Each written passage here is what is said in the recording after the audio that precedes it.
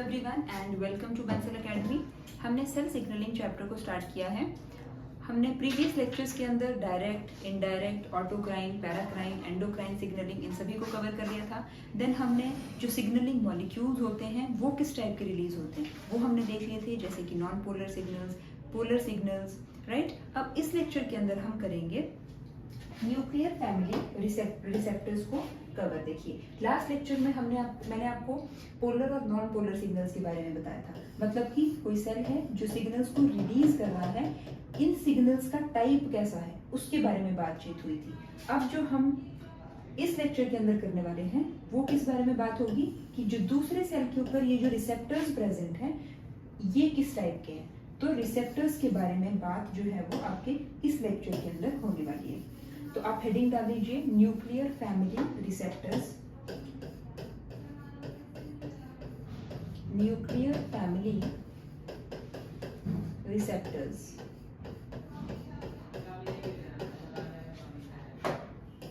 ठीक है, nuclear family receptors. अब देखिए न्यूक्लियर फैमिली रिसेप्टर्स जो हैं, सबसे पहले तो ये रिसेप्टर होते हैं for non polar signals, right. These are the receptors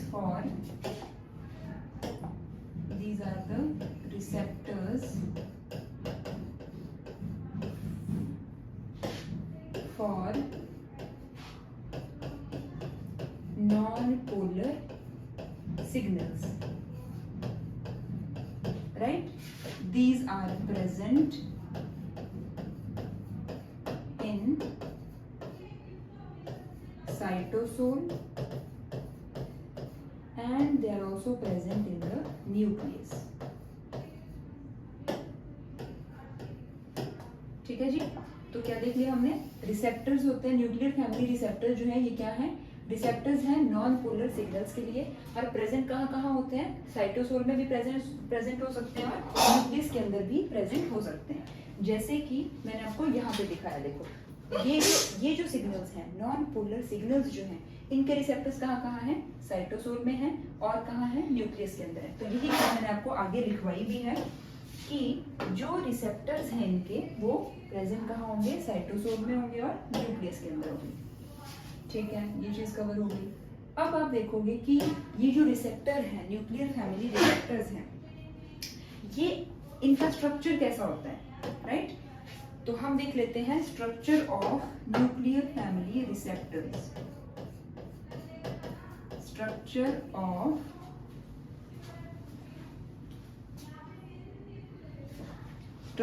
of nuclear family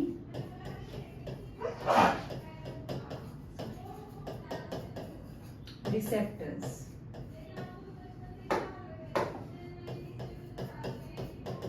है ना। अब रिसेप्टर है तो वो दिखता कैसा है ना, हम कैसे पहचानेंगे कि ये जो है वो न्यूक्लियर फैमिली रिसेप्टर है। तो उसके लिए हमें क्या पता होना चाहिए, उसका स्ट्रक्चर पता होना चाहिए, राइट। तो स्ट्रक्चर कैसा होता है न्यूक्लियर फैमिली रिसेप्टर का, तो ये देखिए इस तरीके से प्रेजेंट होता है। इसके अंदर एक डोमेन और एक डोमेन होता है इसका इस तरीके से प्रेजेंट। पहले आप लिख लीजिए, यानी कि देखो इसके अंदर प्रेजेंट होते हैं दो domains. Structure of nuclear family receptors की अगर हम बात करें तो यहाँ पे आप लिखोगे टू डोमेन्स प्रेजेंट। एक डोमेन होता है आपका लिगैंड बाइंडिंग डोमेन, लिगैंड या फिर सिग्नल बाइंडिंग डोमेन, और दूसरा होता है DNA binding domain, DNA binding domain, right. Structure of nuclear family receptors, दो डोमेन्स प्रेजेंट हैं, राइट। कौन कौन से, लिगेंड बाइंडिंग डोमेन और दूसरा है DNA binding domain. So this is how the structure of nuclear family receptors looks like। अगर इसको डायग्रामेटिकली देखें तो देखिए ऐसा दिखाई देता है।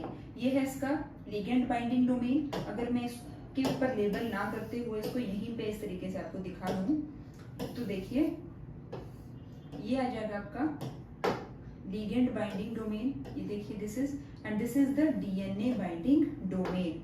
यहाँ पर सिग्नल बाइंड करता है, राइट। उसके बाद जो आपका डीएनए बाइंडिंग डोमेन होता है ना, वहां पर प्रेजेंट होता है जिंक, और ये चारों तरफ सिस्टीन इसके जो है वो प्रेजेंट होता है। जिंक के चारों तरफ सिस्टीन प्रेजेंट होता है इस तरीके से। तो इसीलिए इसको फिर क्या बोला जाता है, C4 जिंक फिंगर मोटिव। तो हम ये लिख सकते हैं कि जो आपका डीएनए बाइंडिंग डोमेन है, ठीक है, इट हैज C4 क्यों? क्योंकि 1, 2, 3 और 4, दिस इज C4। सिस्टीन के हमने फर्स्ट वर्ड को सिर्फ लिया है, तो C4 और साथ में zinc finger motive,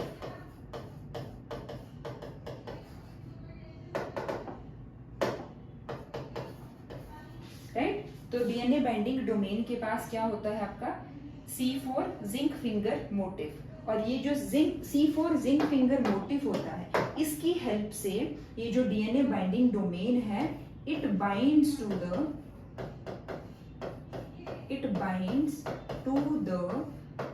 HRE site on DNA. HRE site का क्या मतलब है, hormone response element. This is the hormone response element.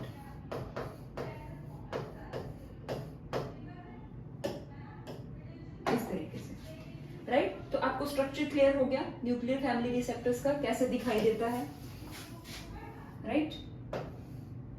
ये देखिए क्या बताया मैंने आपको, एक इसका होगा लिगेंड बाइंडिंग डोमेन, जहां पर आकर के कोई भी जो सिग्नल होगा, कोई भी सिग्नल नहीं, जो आपका नॉन पोलर सिग्नल होगा जिस सराउंडिंग में प्रेजेंट होगा, वो आकर के बाइंड करेगा to your ligand binding domain. कौन सा सिग्नल होगा, नॉन पोलर सिग्नल, राइट, आकर के बाइंड करेगा। उसके बाद ये जाएगा पूरा का पूरा रिसेप्टर, और डीएनए के ऊपर प्रेजेंट जो एक HRE साइट होगी, वहां पर जाकर के अपने जिंक फिंगर मोटिव की हेल्प से जाकर के वहां पे इस तरीके से जो है वो बाइंड कर जाएगा। मैं अभी बताऊंगी आपको आगे जैसे क्लास बढ़ेगी, पर अभी के लिए आपको क्या ध्यान रखना है कि न्यूक्लियर फैमिली रिसेप्टर्स हम किसे बोलते हैं, वो रिसेप्टर्स जिनके जो सिग्नल्स हैं वो नॉन पोलर हैं, और ये रिसेप्टर्स प्रेजेंट कहाँ है, ठीक है। यहाँ पे आपने ये चीज कंफ्यूज है कि प्रेजेंट इन किसकी बात हो रही है, मैं लिख देती हूँ। जो रिसेप्टर है, रिसेप्टर जो है it is present in cytosol में प्रेजेंट होता है, न्यूक्लियस में प्रेजेंट होता है। अब स्ट्रक्चर कैसा होता है न्यूक्लियर फैमिली रिसेप्टर का, तो वो मैंने आपको ये चीज दिखा दी, इस तरीके का होता है, ठीक है। ये आपको चीज क्लियर हो गई। तो अब हम देख लेते हैं इसका थोड़ा सा आगे पोर्शन।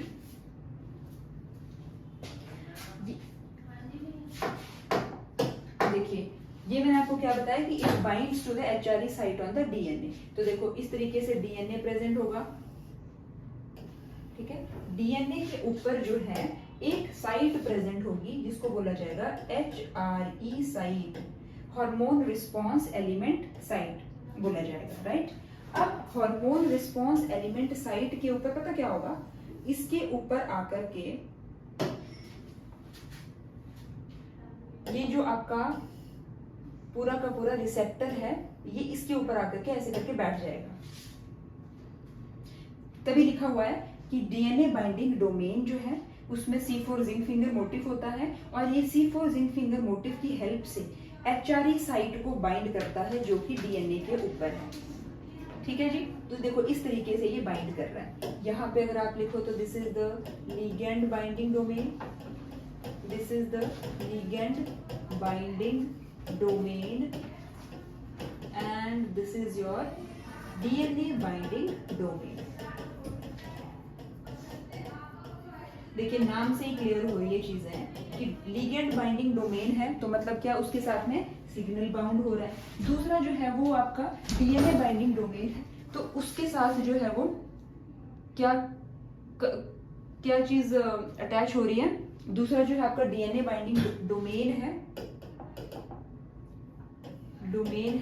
तो वो कहाँ बाइंड हो रहा है, डीएनए के साथ में, एचआरई साइट पे।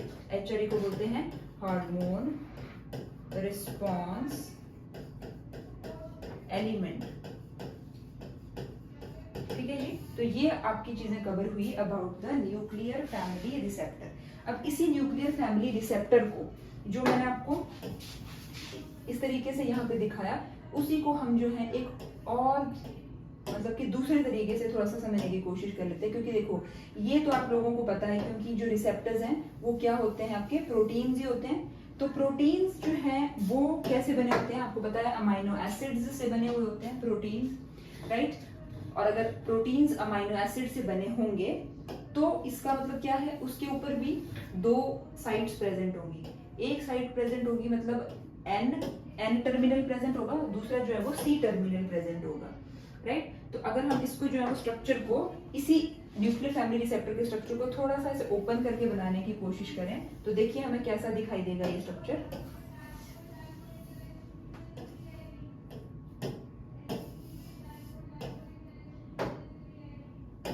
ये देखिए, यहाँ पे इसका आ जाएगा एन टर्मिनस, यहाँ आ जाएगा इसका C terminus.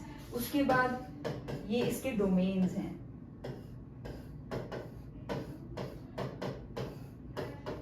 Right, these are the domains. अब देखिए, जो ए और बी है, this is the variable region, this is the variable reason.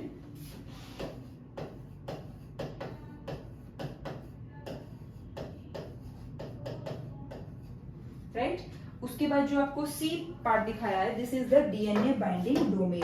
ये जो आपको सी डोमेन दिखाया है ना, this is the DNA binding domain. What is this? This is the DNA binding domain, right, this is your DNA binding domain. मतलब कि देखो, ये जो है ना, ये वाला पार्ट, इसी को मैंने यहाँ पे दिखाया है, डीएनए बाइंडिंग डोमेन। अब डीएनए बाइंडिंग डोमेन है तो वहां पे क्या प्रेजेंट है, जिंक फिंगर मोटिफ, आपको दिखा दिया डायग्राम में, है ना। तो यहाँ पे और क्या प्रेजेंट है, जिंक फिंगर मोटिफ। मतलब अगर आपको ये स्ट्रक्चर समझ आ गया ना, तो इसको समझने में फिर कोई दिक्कत नहीं है, ये आपको इजीली पता चल जाएगा। This is the zinc finger motif, right. उसके बाद फिर जो डी है, this is the hinge region. D क्या है आपका, हिंज रीजन, हिंज रीजन। अगर हम यहां पे बात करें तो देखिए, लिगेंड बाइंडिंग डोमेन ये, और लिगेंड बाइंडिंग डोमेन जहां पे फिनिश हो रहा है और डीएनए बाइंडिंग डोमेन स्टार्ट हो रहा है, उस पोर्शन को क्या बोला जाता है, हिंज रीजन। तो वो आपका मैंने यहां दिखा दिया, हिंज रीजन। उसके बाद जो ई पार्ट है, जो ई वाला आपको बॉक्स दिखाया है, दिस इज द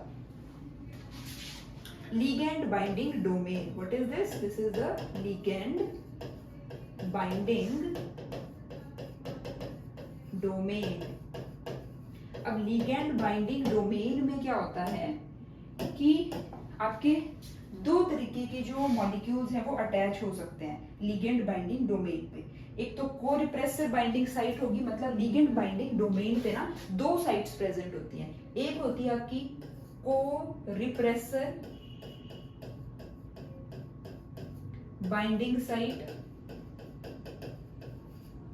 राइट, और दूसरी प्रेजेंट होगी को एक्टिवेटर बाइंडिंग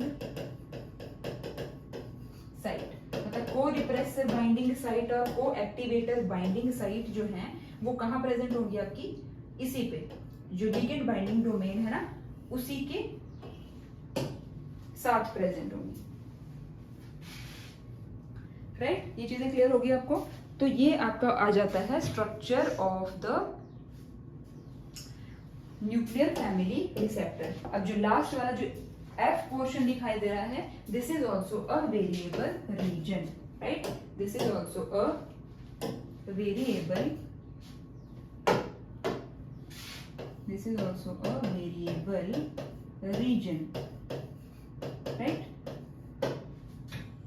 देखो एन टर्मिनस है, क्योंकि रिसेप्टर मैंने आपको क्या बताया, एक तरीके के प्रोटीन्स ही होते हैं, और प्रोटीन्स जो हम बनाते हैं तो उनमें एक एन टर्मिनस साइड होती है, एक सी टर्मिनस साइड होती है, इस तरीके से। तो वही आपको यहाँ पर जो है वो डिटेल में बताने की कोशिश करेंगे। ठीक है। उसके बाद हिंज रीजन जो है ना, यहाँ पे एक और चीज आप नोट करेंगे कि ये जो हिंज रीजन मैंने आपको दिखाया है, इस हिंज रीजन में एक और चीज प्रेजेंट होती है, दैट इज योर NLS। ठीक है, this is your NLS, this is full form आ जाती है nuclear localisation signal. Nuclear localisation signal भी आपके हिंज रीजन में प्रेजेंट होते हैं। अब देखो इतना चीजें क्लियर हुई, तो न्यूक्लियर लोकेलाइजेशन सिग्नल्स की रिक्वायरमेंट क्यों है वो आप देखो नेक्स्ट स्लाइड के अंदर। देखो हमारी जो सेल होता है ना, उसके अंदर देखो साइटोप्लाज्म है, उसके बाद जो है वो उसके अंदर प्रेजेंट होता है न्यूक्लियस। न्यूक्लियस में जो है वो देखो न्यूक्लियर पोर प्रेजेंट होता है, ये वाला। अब कोई भी इंपोर्ट या एक्सपोर्ट होना है सब्सटेंसेस का साइटोसोलर न्यूक्लियस के बीच में, वो तभी हो पाता है जब कोई प्रोटीन है पर्टिकुलर, उसके ऊपर ना NLS प्रेजेंट हो, यानी कि न्यूक्लियर लोकलाइजेशन सिग्नल प्रेजेंट हो, तभी वो जो प्रोटीन है वो अंदर की तरफ जा सकती है inside your nucleus. So the presence of NLS on any protein is necessary for its import into the nucleus. तो अब क्योंकि देखो हम बात कर रहे थे यहाँ पे किसकी, रिसेप्टर्स की बात करते हैं, तो रिसेप्टर्स भी क्या है, प्रोटीन्स ही हैं, है ना।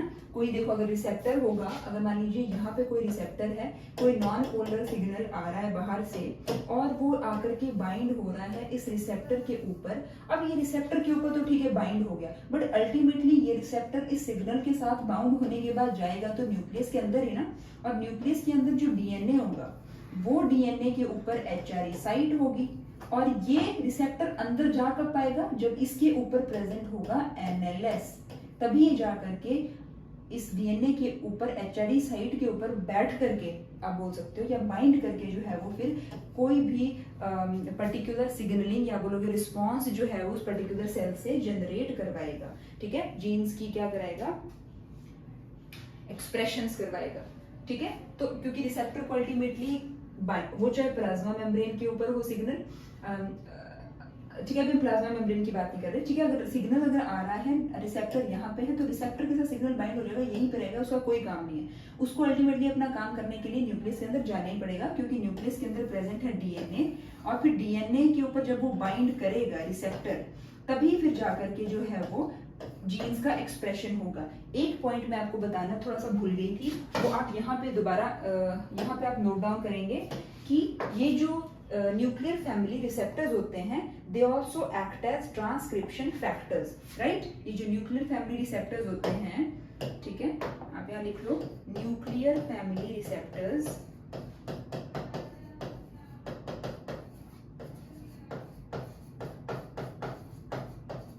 act as transcription factors, right? तो ये हमने कवर कर लिया आपका न्यूक्लियर फैमिली रिसेप्टर्स को। अब ये जो न्यूक्लियर फैमिली रिसेप्टर्स भी होते हैं ना, ये भी फर्दर जो है वो दो टाइप्स के हैं। ठीक है, वन टाइप 1 और टाइप 2, यही पे बता देती हूँ। देखो टाइप 1 वाले न्यूक्लियर फैमिली रिसेप्टर्स कौन से आते हैं, जो रिसेप्टर्स साइटोसोल में प्रेजेंट है ना, वो आ जाते हैं आपके टाइप 1, और जो रिसेप्टर्स न्यूक्लियस में प्रेजेंट है वो आ जाते हैं टाइप 2 न्यूक्लियर फैमिली रिसेप्टर्स। तो type 1 type 2 nuclear family receptors को हम कवर करेंगे अपनी नेक्स्ट क्लास के अंदर। टिल देन आप इस लेक्चर्स को देखिए, कुछ समझ नहीं आया है रिपीट पे देखिए, ठीक है, आपको चीजें समझ आ जाएंगी, right. So that's it for today and thank you so much.